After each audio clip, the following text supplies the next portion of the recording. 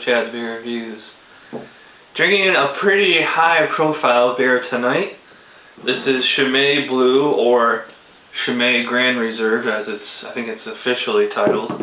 Actually, although I printed this out from their webpage, and it's just called Chimay Blue on their webpage, and the red's called the red, but the white is called the triple, so it goes red, triple, blue. I don't get it.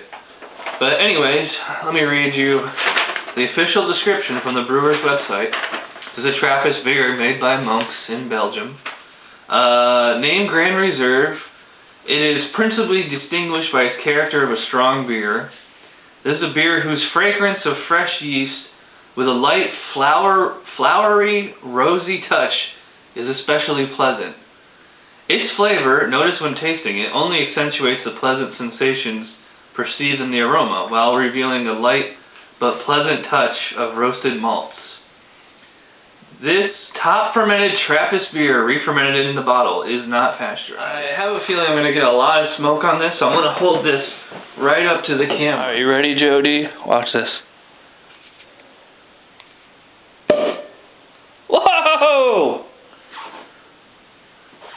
Do you see that? Alright, using my official Chimay glass, the Trappist glass that I got on eBay back in the spring. And I can smell it already. It smells pretty good. That body is kind of like it's like cranberry iced tea or something. It's like dark red, but it's very hazy.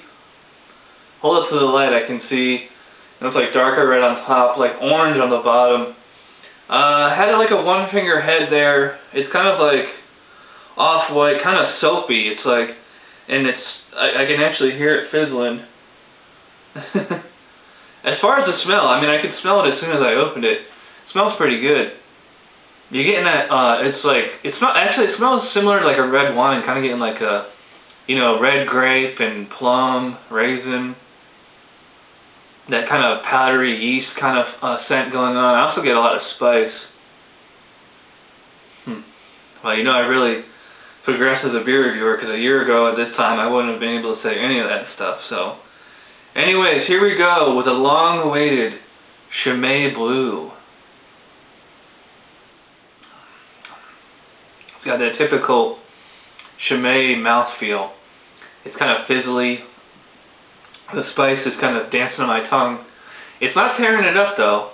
I've had like way spicier beers. The palate is kind of like a dark fruit and kind of a yeasty kind of complexion. This actually tastes more like kind of like a juice than a beer. And it's not apple juice or cranberry juice or anything like that. It's a little hard to describe. The description said to look for roasted malts.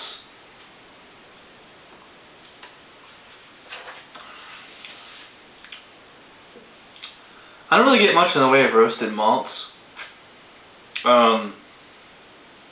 But it is malty and bready, kind of like what you get like in a double bock or something like that. I should also point out, and I didn't mention this beer is 9% alcohol by volume. Yeah, they make a point of saying that on the label. But it does not taste that strong at all. Like I said, it's kind of like drinking juice. This beer's definitely a sipper. I can't even really take more than a sip at a time because it's so heavily carbonated. I don't know if you can see this. You probably can't because of my camera and the lighting, but bottle conditioned beer that's maybe quadruple fermented, just constantly carbonation. It's just very, very gassy, and I'm cutting out all my burps here as I do in every video. But as you can see, I still have a lot of beer here left. So, and yes, I'm going to drink it all by myself. I just had a real big dinner, so, I'm not going to get wasted off this thing. Although it'd be pretty funny if I did, huh? So, I'll finish this up, and we'll be back with my final thoughts and grade. Oh, hey, I'm back. Finishing up my Chimay Blue. Wow, this beer is a pretty hefty beer. It's only 9% alcohol by volume, but it feels a lot heavier than that. I just had I had a big dinner before I drank this beer, and I am feeling it from head to toe. My face is like numb right now. As far as the beer though, I let it warm up a lot, and it turns into kind of like an apple cider kind of flavor. It's kind of like a sour grape. And it reminds me of something I just drank recently with the Weyerbacher 13, but it's missing, and what it should have is the chocolate flavor. And I guess I came into this expecting that's what it was going to have, but it doesn't. Get get the dark fruit flavor here. It's kind of it's like a Macintosh apple, or maybe fig or plum, raisin. Very breadiness, a lot of breadiness from the malts. No bitterness from the hops at all.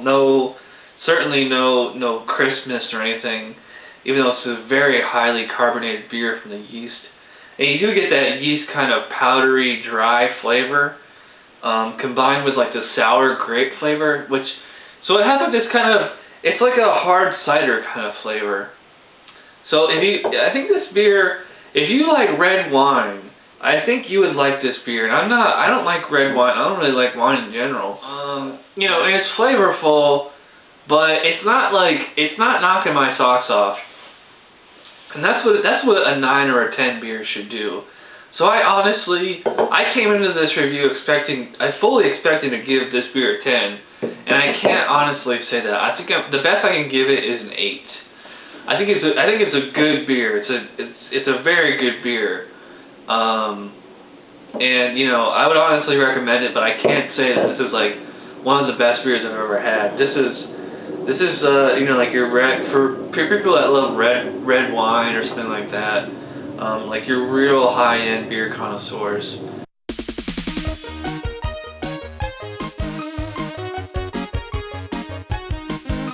Somebody brewed it, Chad just reviewed it. Thanks for watching Chad's Beer Reviews. Trust me, the next episode will be a lot better.